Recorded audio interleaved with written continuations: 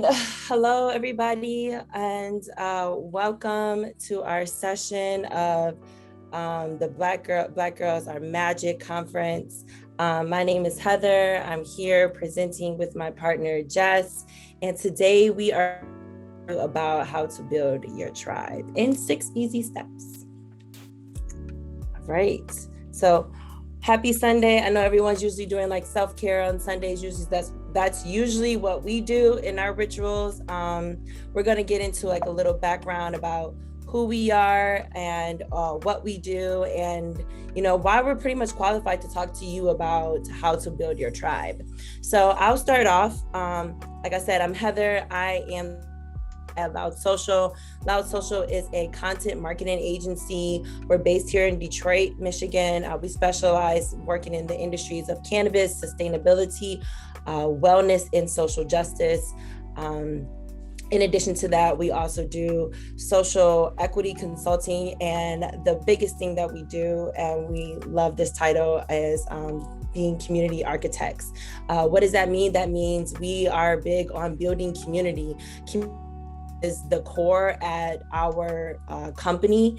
It's our personal core values, just because we're justice too, but justice, who are you doing justice for? Community and for individuals. And so with that being the foundation of our business, that helped us begin to grow our business and grow our relationships within our business. All of our clients we've received so far have come from these sponsorships. Pretty much everything that we've done, we've benefited from, and the things that we have been able to do have all been centered on community. And I'll let Jessica go ahead and give her a brief intro who she is as well. Yeah, hi everyone, welcome. I'm really excited to be here.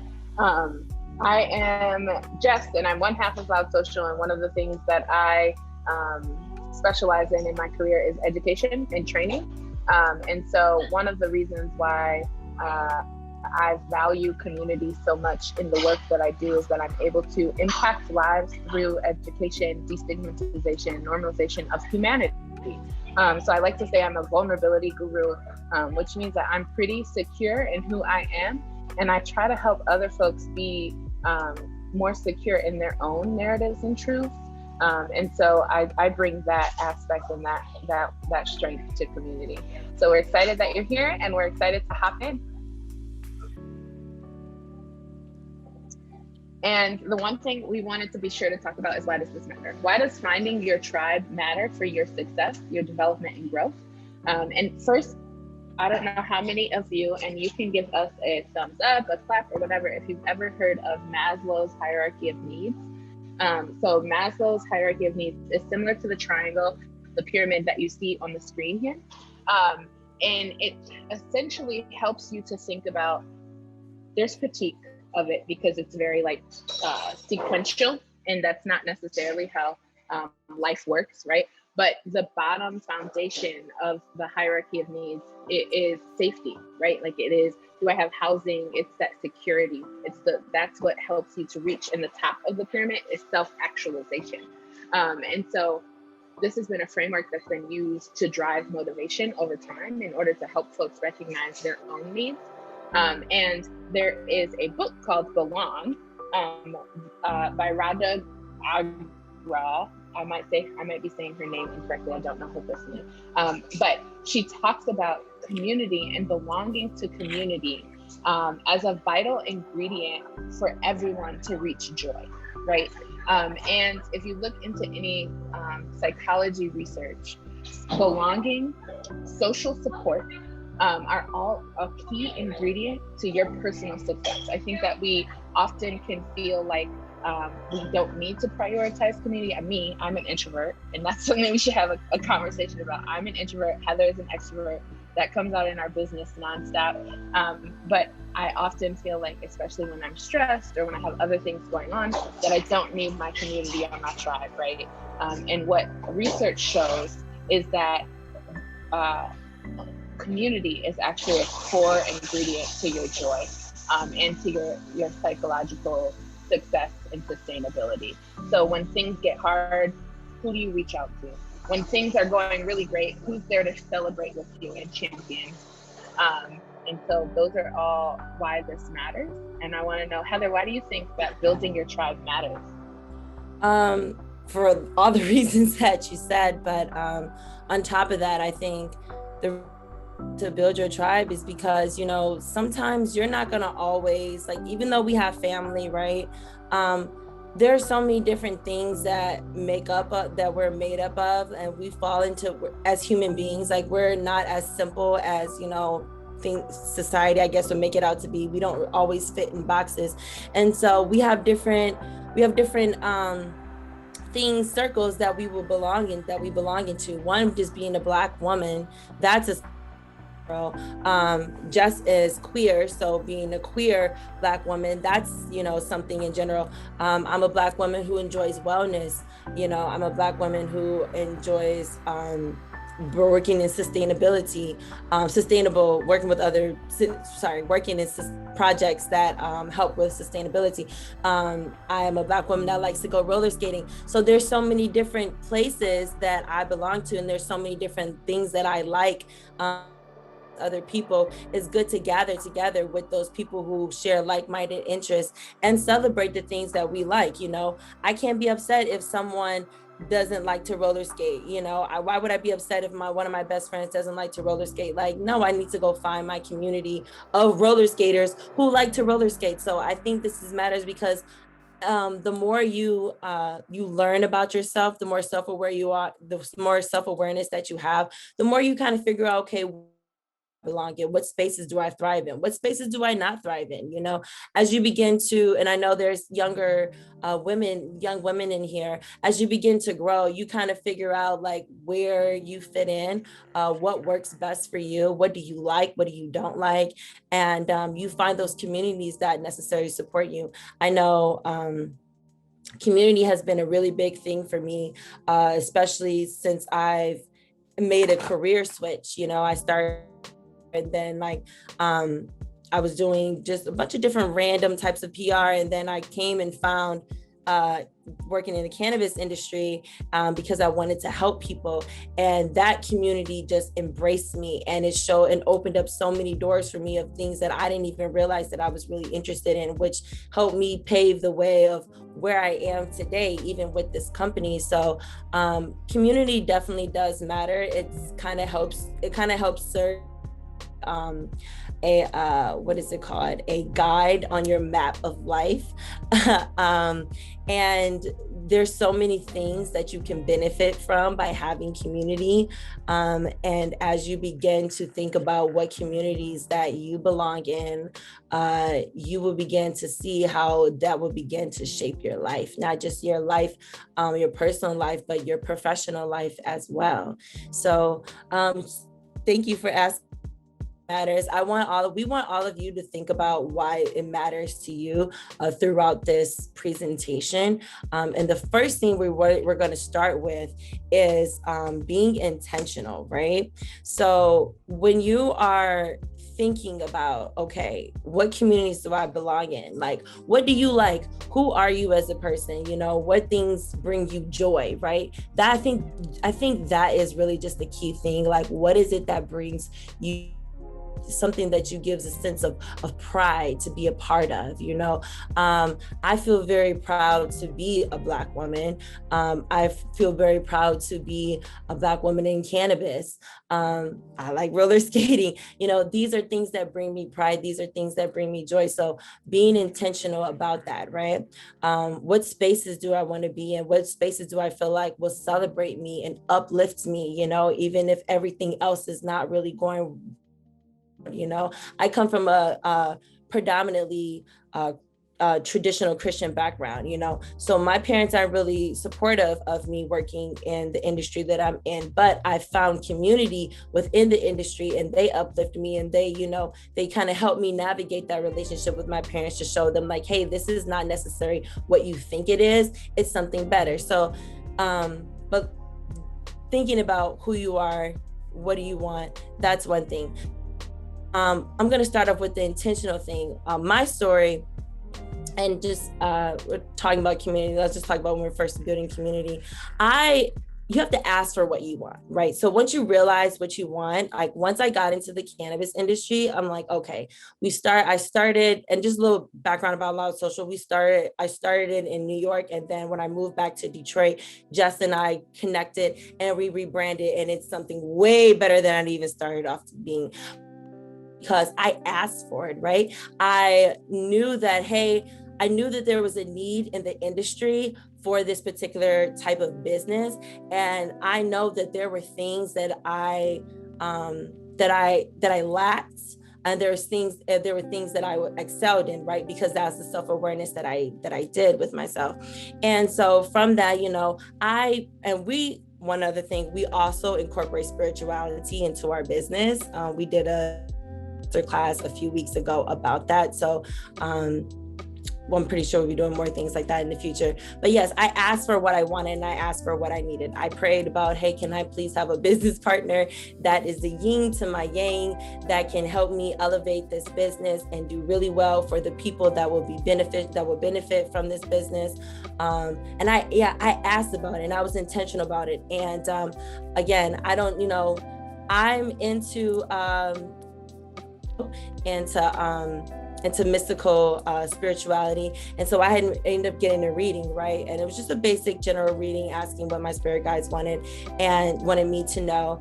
And one of the things that came up was like, you're going to have a business partner that's going to come in and help you fulfill these dreams that you want, and it's going to be very financially rewarding.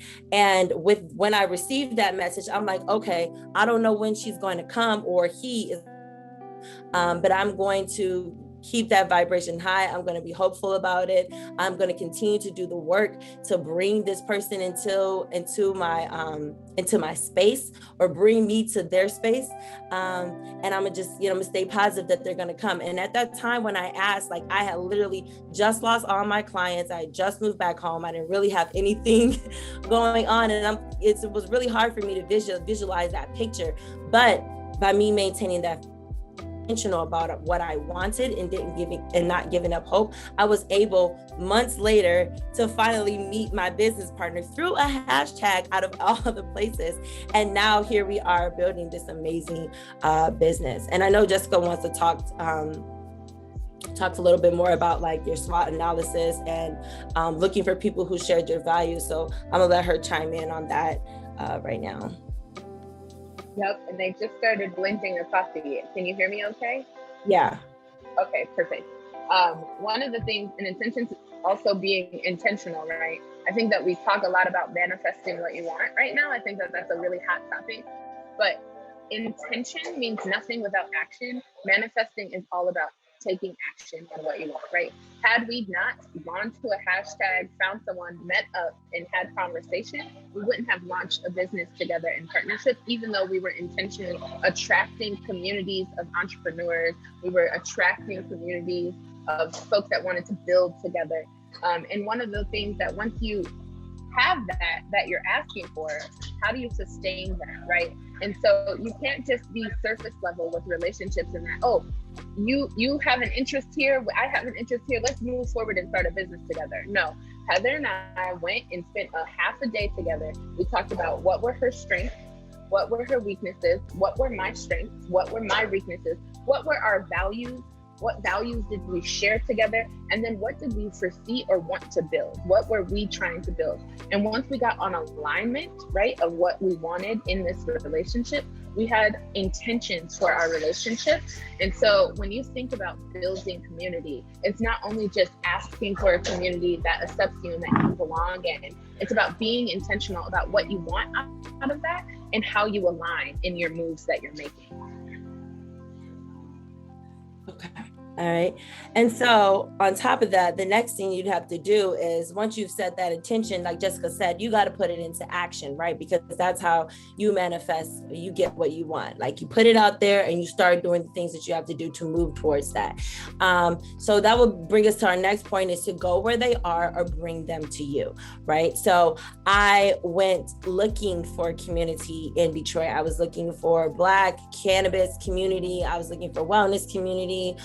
here when I moved back to Detroit, because before I was living here, I was kind of into those things, but I was just figuring out my life, I was fresh out of college and I only knew like my friends and going out and having fun. But now that I came back with a new mindset, I had to find those communities where I thrived in. So that was me looking through the hashtags on Instagram. And that is how I found Jessica, which then led to us started, like she said, started doing partnerships. Even Jessica holding one of our signature events that we do was even like queer expressions, right? That was a way for us to bring the queer community to us. So, we held an event, we had different Black women, or different women of color who identified as queer, brought them together and was able to connect. And, some of them became our clients. Some of them we started to work with them on other projects. And some of them were we just there just for actual support or just to generate community if we had other queer identifying visitors come in from out of town or, whatever the case may be. But we started looking in those places. So like that was, and so in New York, when I first started in the cannabis industry, I went to meetup.com and I started looking for different, cannabis events, not necessarily ones where people attend to do nothing, but the ones on the business side where people are learning more about the business and they want to help advocate for people to have, healthy and safe medicine, amongst other things. So I started looking at the meetup.coms and then I started looking on Instagram, and then next thing you know, I go to these events, I meet certain people and I start building those relationships with them, which then led me to building relationships with other people. And next thing you know, I'm flying out to Denver and I'm hosting, I'm doing social media for Women Grow, for the Women Grow conference. And I'm meeting all these amazing women who are in my industry from all around the country, right? All because I just started going to the places where I could find those people who were in was in the industry and had the same things that I like, that shared the same interests with me. Another thing is, social, like I said, social media, being on Clubhouse. I think Clubhouse nowadays is probably one of the best ways to like authentically connect with communities online. It's really it's hard for us to meet in person, but on the digital sphere, there's different ways to connect, and you can find those like groups, right? Even on Facebook, I have Facebook groups where you can find people who share the same interests on you. Jessica has been encouraging me to go on there and find other entrepreneurs who have ADHD, such as myself, and to connect with them and see what I can learn from them to improve my life as an entrepreneur, and as a woman who is a female entrepreneur who has ADHD. So that was one good thing. And then another thing is that when you are going to these spaces or or bringing them to you, you have, like Jessica said, you have to be vulnerable, right? It's like I'm an extroverted person, right? So I'm the one that I'm gonna go up and come talk to you first. Like I'm not scared, the worst you're gonna do is probably not talk to me or just like, oh, I'm good, whatever. That's fine. But putting myself out there, right? That was something that I had to do in order to get what I wanted. When I found Jessica under that hashtag, I had to send her the message like, hey, you're having this event on my birthday. Do you want to collaborate? Mind you, I don't know her from Adam, but me putting myself out there, she was like, okay. We met up at like a local restaurant, both had our computers, found out we were on the same energy with the, doing everything the same.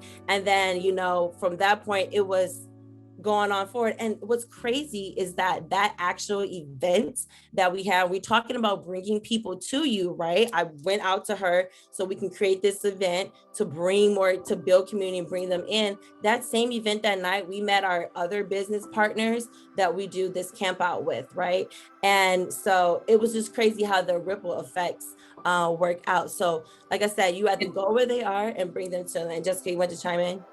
Yeah, and so one of the other business entities that I do is I rent out my house, right, on Airbnb, and hold space in my space. So I am not an extrovert. So when we go to conferences and stuff, I need Heather on my side, being the person talking to people, because I just don't do that well. I can talk to people on a one-on-one level that has some depth to the conversation, but I'm really bad at small talk. And so one of the ways that I've been able to manifest the community that I want is opening up my home. It allows folks to come in, and even that event, right? So we met other business partners, but also other folks. One of the other campaigns that we launched was around curvy and fat bodies within cannabis marketing. And I met 3 people that night in my house who were in that campaign, right? And so I think as you think about the ways that you're going to where they are and bringing them to you, be creative. Think, yes, we have social media. Yes, we have hashtags. Yes, we have Clubhouse. We also have lots of other avenues that you can be yourself within and do things within your own boundaries and comfort zones. Well, I challenge you to push yourself a little bit outside of comfort zone. But yeah. I also want to point out in this picture on a slide, all these women that you see here is a result of us going to where they are and bringing them into us, bringing them here to us. All these women you see in these pictures are Black women who are here in Detroit, in the Detroit area, that work in the cannabis industry with us. And this right here is just living proof. Just want to show that to you. So then the next thing, right? So as you are going to, where the people are bringing them to you, you have to be mindful of, who you're bringing into your space, right? Because that's a really big deal, right?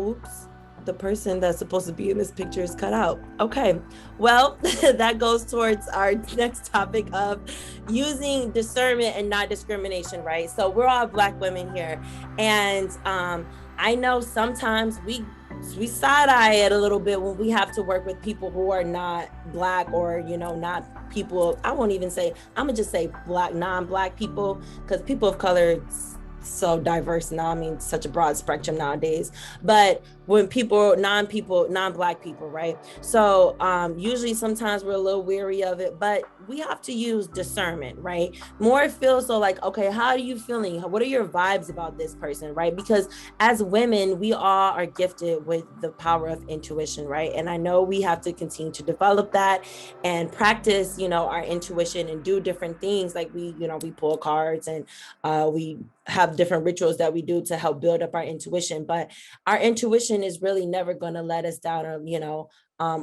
tell us the wrong way to go. That gut feeling that you have anytime you may feel kind of off or something may not be right, like listen to it, and maybe sometimes you might have to fill it out a little bit more, but that's a thing. As you see in this picture, there's Justin and I in the middle, and then our 2 other partners, Chloe and Olivia, on other sides of them. They're not Black, right? But the energy was right. The vibes are right. We were all aligned. Our values were aligned. We all wanted to do the same thing, right? So we didn't discriminate against them because they were white. We used discernment, right? We got a chance to get to know them. And honestly, Chloe and Olivia are 2 of the people that Jessica spoke about, who are not only in the Curvy Cannabis campaign, but there are also those people that came to that event that we had. It was called Netflix and Chill. Our Jessica and I, our first event, and they drove all the way from the western part of the state to come to meet us. And we also do our camp out with them every summer called the Midpoint. And so the energy has been really great. The relationship has been really great. Even when there's been times of conflict, we've always found ourselves aligned because we hold the same values and we want the same things, right? So be open. Your tribe may not necessarily look like you. They may not necessarily come from the same backgrounds that you come from, but that's why you have to use discernment. There was somebody else in the picture in this picture with us, but again, when it came to using discernment, right, even though that person did look like us, they weren't necessarily a good fit for what we were trying, for the community that we were building, and where we were trying to go in the future, right? So listen to your intuition. Jessica, did you have anything you wanted to add to that? Yeah, I just wanted to give some tips on how to discern, because one of the things that when I work across racial lines, right, I talk about systems of oppression, social stratification, privilege. I name all of the things, the dynamics that are working in our relationship, and if they can't handle power dynamic conversations, if they can't own where they come from and the privileges that they have, then that's one way that I discern if I could work with those folks. So it's really important to know when we talk about core values, my core value is justice, right? And equity. So I am always thinking about how we can increase access for folks that have been marginalized. And if they can't handle that perspective, we don't have the same values. If they can't work with me in that fight and figure out how to do that, like our camp out, we offer free tickets for healing for Black women. We center Black women in our work, even though our partners are white. And if you can't handle that conversation, then you're not the partner for me. You're not the community for me. And I had to learn that not everybody is for you, even if you love them, even if you've had really magical partnership moments. But if they don't have shared values, if they don't communicate the way that you deserve to be spoken to, right? Like these are all ways to have red flags and indicators around whether or not this is my fit, if I fit or belong here. Do they honor you and celebrate you when you win, or are they only pointing and poking holes at things when you fall down? I don't need a community that's only poking holes at me. I need someone to be able to support me. So that go back to like understanding your own needs and being intentional, and then use discernment to align to that. Go ahead, Heather. Yeah. So, and as she said, using discernment and, coming together with people and making sure that your values align, that's one of the first things that you really need to talk about, right? So discuss the expectations and the values at the beginning of the relationship, right? Because, you don't want to start building out this relationship and, you're building out this community and then you find out like, oh, you don't want this, we're not aligned, that's time that was wasted. There could have been other people you could have been meeting, but everything pretty much is, everything in divine timing and everything happens divinely. But those are things that you want to talk about up front, right? So like when Jessica said, when we first met, we sat, well, not when we first met, but when we really decided after we had a few events together, like, okay, we're really going to go into business together. We have to talk about like, okay, what things did you excel in? What things do I excel in? And how do we balance each other out? And how do we contribute to this? And really, what is the bigger picture? I think that is the biggest thing. Like, because when you know what the biggest picture is, when times of conflict come around, you have that big picture to kind of help you put everything in perspective. You have that big picture that, it's like, okay, we can't afford to fall out, right? If we come through conflict, we got to figure out what the issues are. And we have to be able to be open to the criticism that we receive.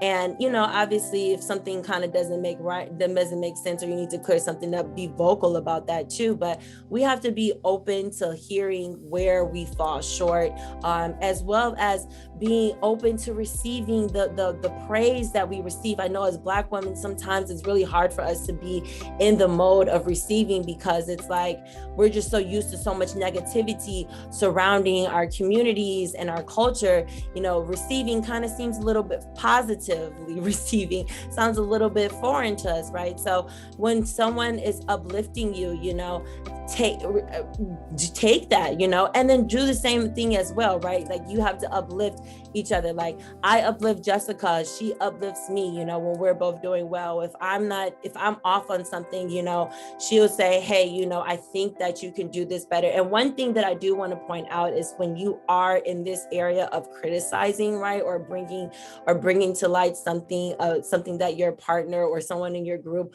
falls short in, please do it in love, do it with love, right? Even if you feel very frustrated, maybe take a second and calm down, have a drink of water, eat a sandwich, whatever you can to build your energy back up, and then address the problem or the situation. But do it with love and do it with solutions, right? Maybe, or if you can't find a solution, collaborate, brainstorm about what possible solutions could be, right? And do it with love, because if you have a bigger picture that you're trying to paint, you don't want that person that you're painting this picture with is important, right? Because they're also an artist into this big masterpiece that you're trying to create, right? And there's a bigger thing that you're trying to do. Like with Jessica and I, we're trying to make sure that people within our community have access and resources to create to be a part of the cannabis industry, whether that's through plant touching or non-plant touching, right? We are in these spaces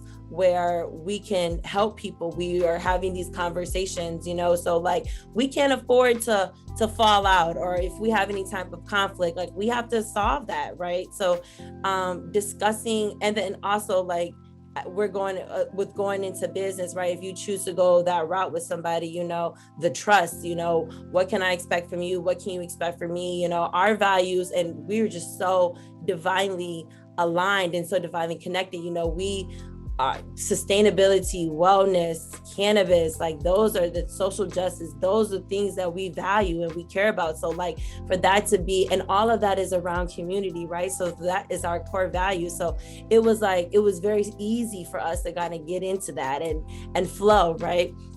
So yes, again, discussing expectations, knowing what's expected of each other within these groups, and making sure that you're aligned on the values, because the values, if you're not values aligned, that's not gonna help with the foundation that you're trying to set for what it is that you're trying to build. Jessica, did you have anything that you wanted to add to that? Yeah, I think that when I talk about feedback or accountability, when we discuss expectations or agreements, in order to sustain an authentic tribe, and you don't want a group of yes people around you. That's not going to enhance your growth and development.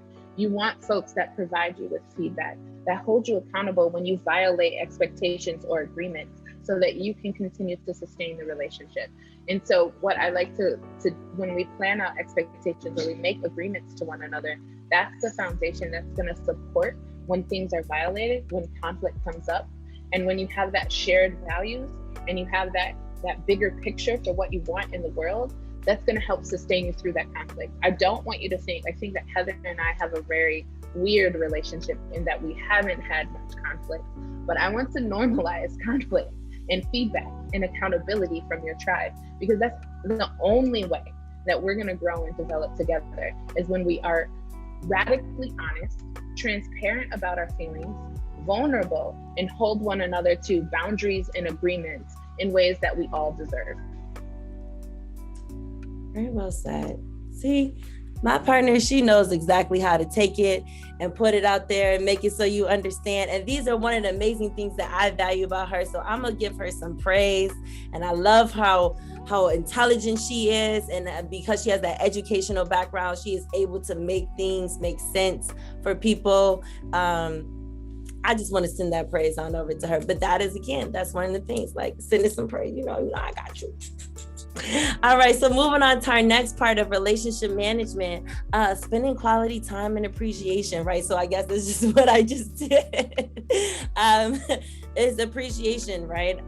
Telling my partner or telling people in your community that, hey, I appreciate you, when you have an event, somebody in your community, like our homegirl Nat, who's also our makeup artist, she's not queer though when we had queer expressions, but she was working the door for us, and didn't even ask for any pay. So like the things that your community does and the way they come through, be sure to show that appreciation. It could be something as simple as a thank you, a text message, a phone call. I think phone calls are much more sincere nowadays. We should normalize, phone calls a little bit more, but we understand people are busy. So, but maybe taking someone to dinner, or money is always good.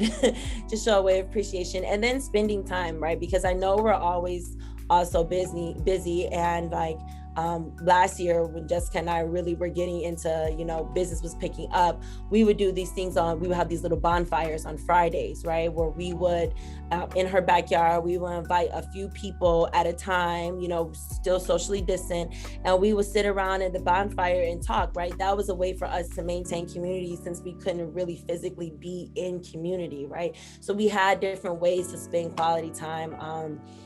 we had different we had, when we were hosting our rituals on Instagram Live, that was a way for us to spend quality time. The midpoint is a way to spend quality time in our communities, and showing them, expressing gratitude. And that's a big thing. When you express gratitude, the more you express, the more you receive, right? So letting your community know that you are appreciated, and that they're valued, and that we need them, and that is good. I mean, don't you love it when someone expresses their appreciation to you or spends time with you? So begin to put that type of energy out there. Sending gifts for special occasions as well, and creating exclusive spaces, right? I think that's a really big thing, right? Like I said, we do queer expressions, right? And why being queer and being a Black woman can be very, I'm not queer, but since I've been in these spaces now, I can understand how it is.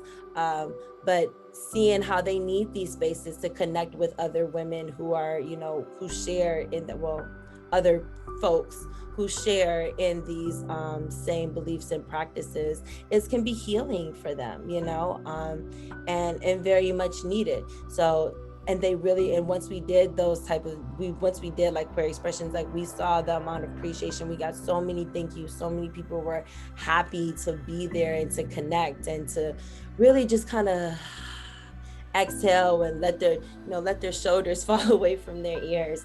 But yes, quality time, appreciation. Jess, do you have anything you want to add to that? Creating exclusive spaces and celebrating. It's a big thing. Yeah, celebration is real, especially when you're like, you might be not to your ultimate end goal, but you're like checking little benchmarks off as you get there. For me, it can be really hard to celebrate the small milestones and the small wins. And so having folks, and that's another value of having your tribe, right? Like they see those small wins and they uplift you and they celebrate you the same way that Heather just gave me my props in this conversation, right? Like those are things that really matter. What I was going to offer is Gary Chapman has an assessment. It's a love language assessment, and there are 5 love languages. So when you think about appreciation, the other thing is know your tribe enough to know the ways that they receive love and appreciation. And so the framework that Gary Chapman has with the 5 love languages is quality time. Some folks really like for you to spend quality time and not just, okay, I'm sitting with my friend while giving a presentation and not providing quality time to them, but I am present for that person. I am listening. I am paying attention. I am holding space for all that they are. Though that some people really, really need that. Some people need tangible gifts, right? Some people need to get a little token of appreciation that they might like to wear, that symbolize, is a symbol of the love and the connection, right? Some folks might like words of affirmation or that praise, or someone saying like, you look beautiful today, or you look sharp. I really like the energy you put into that look.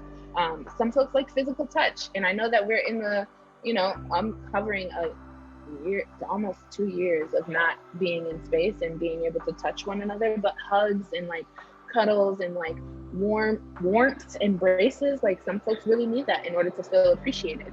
And then there's one other one that is slipping my mind. Tangible gifts, acts of service. Service. Yes, people need acts of service. So that might be something like, I'm gonna take your car to get washed, or I'm gonna do these dishes for you, or I'm gonna show you tangible ways that I love you. And those things really matter. And in fact, when they're in misalignment, remember we talk a lot about alignment here today. You need to be aligned with your tribe. When you are demonstrating love to a person in a way that they might not be receiving it, that is not going to feel like what they think it feels like, right? Like, so for example, I'm going to just talk about a romantic relationship with my wife. Her dominant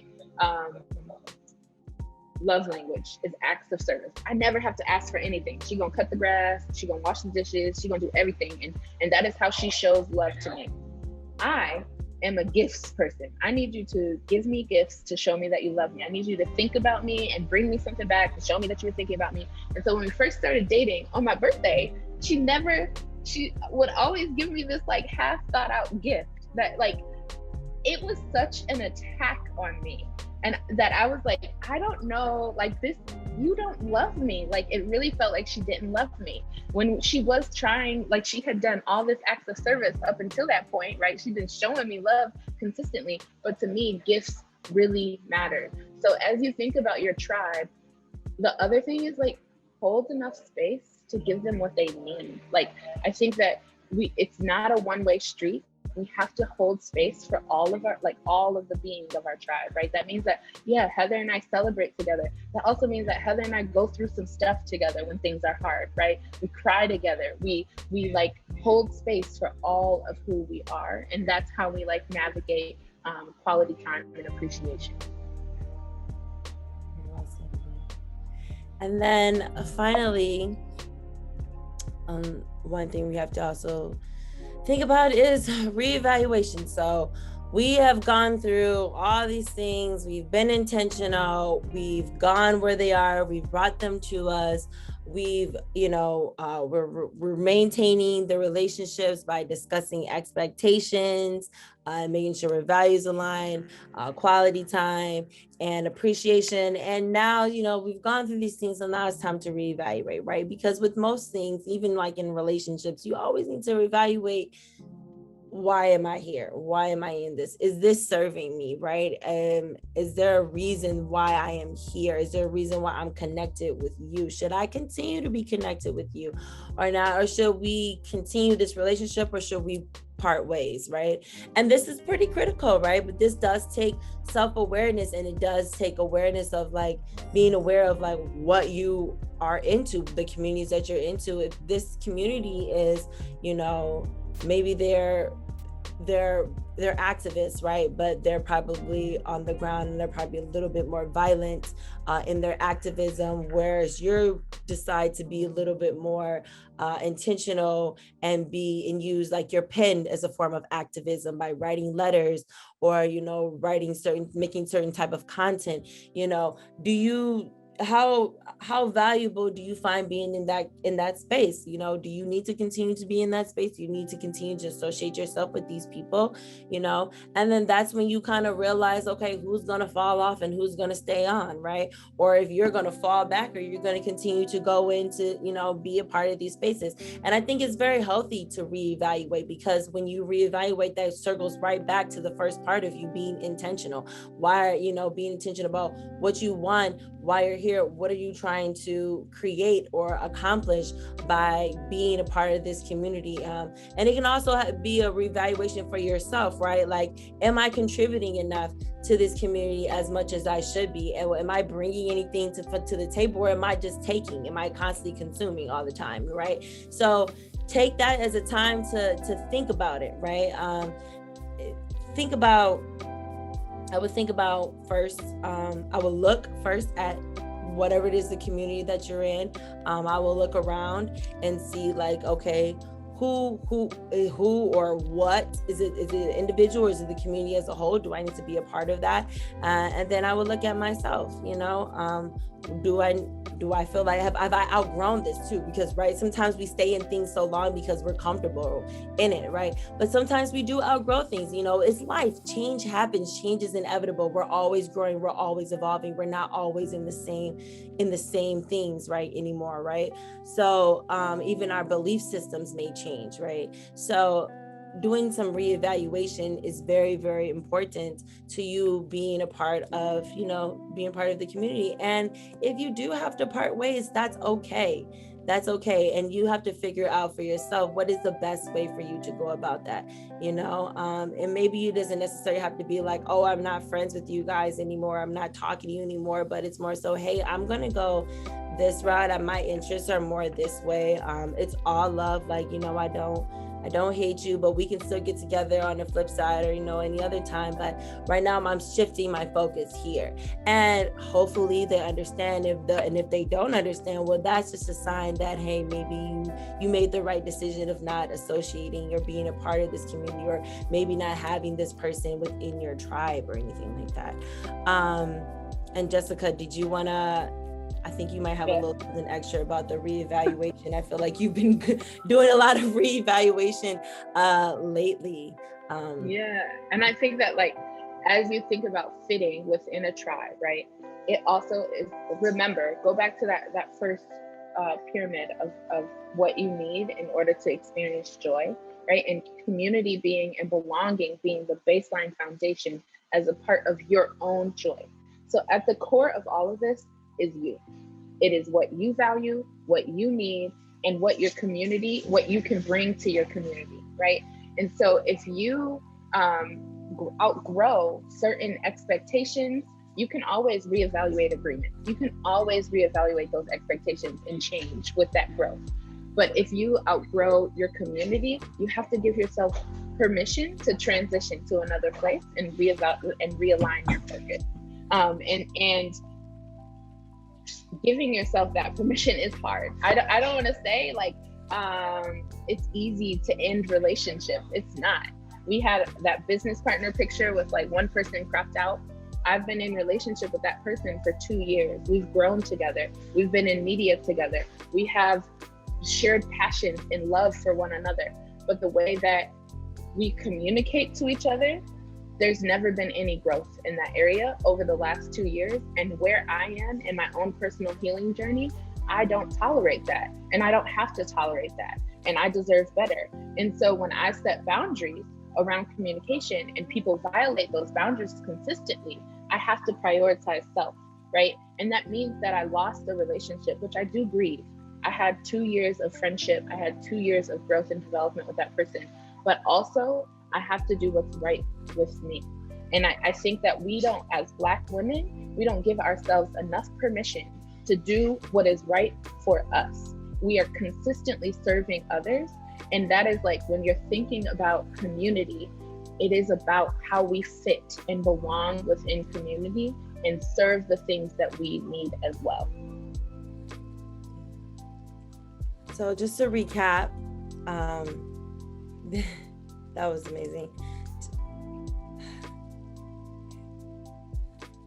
I just feel like that part is just like the hardest part, the reevaluation part. It's just like, oh, I don't want to break that, but I have to. So like, yeah, that got me. But just to recap, being intentional, number one. Number two, go to where they are or bring them to you. Number three, use discernment, not discrimination. Number four, discuss expectations and values early on in the beginning of the relationship. Number five, spend quality time and appreciation. And number six, do some reevaluation. And then once reevaluation, you go right back up to number one. So it's like a continuous cycle. And with that said, I think we only have about 8 minutes left of our presentation. If anyone has any questions or anything they want to ask us, we're also available on social media at LOUD.social. LOUD.social on Instagram, LOUD_social on Twitter, and Facebook.com, LOUD social agency. But you can also check out Jessica on her other platforms as well. My personal Instagram is not up at this moment because, again, I'm being intentional about what it is that I'm bringing to my online community. I deactivated my Instagram because I was like, I don't have a purpose. I don't know why I'm here besides just posting pictures. You know, I was being intentional because I wanted to do more than just post pictures. And, you know, so that was me. I'm going on 7 months, by the way. Just want to let you know. But Jessica, did you want to share about your socials as well? No, I think that's great. You can find me through LOUD.social. And if anybody wants to chat about any struggles that you have developing community, I think my biggest struggle was being an introvert, and then also identifying and really owning my value to community, right? Like, there are lots of things that I bring to the table, and I didn't see those things for a long time. And so recognizing what your worth is, and what I really like how Heather put, like, what are you contributing? What is your purpose? Like, we all have a shared purpose together when we're in a tribe together. We do have a shared purpose when we are in a tribe. So before we do wrap up, we definitely want all of you to think about what communities that you're probably looking to be a part of, and what would be your intention, right? And how do you think that you would go about joining those communities? Would it be online? Would it be in person? I mean, the summertime is coming up. Well, it's pretty much here. At least it feels like it's here in Michigan. But think about that. How are you going to go find these people? Do you have to go outside of your state? Do you have to go outside of your city? You have to leave your house, right? How are you going to go find these communities? What communities do you want to be in? And doing what you have to do in order to be a part of it. So I think we have about 6 minutes left. Did anybody have any questions? I don't see any Q&A or in the chat about community, or you can at least tell us like what community, where's everybody?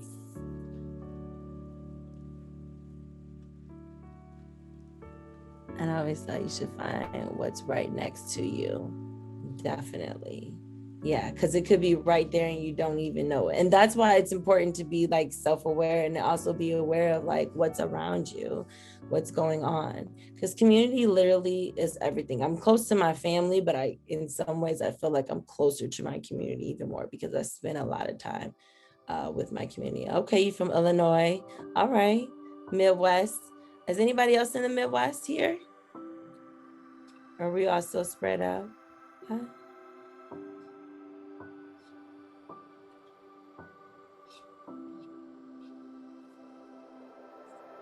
I have ATL. Okay. And is anybody in the cannabis community or sustainability or wellness or social justice? We would still love to connect with you because, like I said, we're in those spaces as well. Or in Michigan, Midwest. That's fine.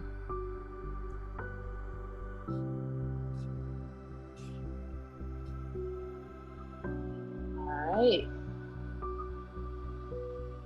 Right. I think we are pretty much at time. Yep. I went a bit further than I think that was great. I think I had a good time presenting this. Like I said, again, everybody, you can connect with us on Instagram. We do have, if speaking of community, we do have an immersive self-care retreat happening this summer. It is called the Midpoint Campout. It is here in Michigan. It's 21 and up. It is 21 and up. Yes, it is 21 and up. We are camping on a private property in Jonesville, Michigan, and it's amazing. It's a chance for women to connect with other Black women. It's a 2 day self-care, full immersion into nature. We do forest bathing. I teach yoga. We have different educational workshops. We have art therapy. We have like sensual dance. We have 2 home cooked meals. You get a dinner, and then we have a beautiful breakfast in the morning. We have vendors that set up shop, and it is really just an amazing time. This year is Fairy Fest. It's our first year doing Fairy Fest. It's on a full moon. And like I said, Jessica and I, we do rituals, and we usually follow the moon cycles for accountability for ourselves. And so that's going to be a day where we're going to be sharing some of our rituals and things that we do with our community for the women that want to participate. It is women only. Just want to let you know, there's no men that are going to be camping out with us, and we'll be on a private property. It's safe. It's going to be a good time. We're definitely looking forward to meeting new people this year. We've got people that are going to be flying in from out of state, so that's actually amazing. You can find out more information about that on our social media pages. But yeah, that will be in July on the 24th and the 25th. So if anyone is interested in attending, again, it's 21 and up. We're definitely welcome you to come. And it's a good time. It's a good time. Sometimes the service is also not that great. So you're not going to be on your phone like that. You're going to be disconnecting from technology to reconnect with yourself, which is a big deal. So talking about getting intentional. And I think we're done. Yep. You have your next session link is in the chat. So you can go ahead and hop over there. And we'll have a great rest of your conference. And thank you for this time and space. And I do hope that you're intentional with forming your communities moving forward. Yes.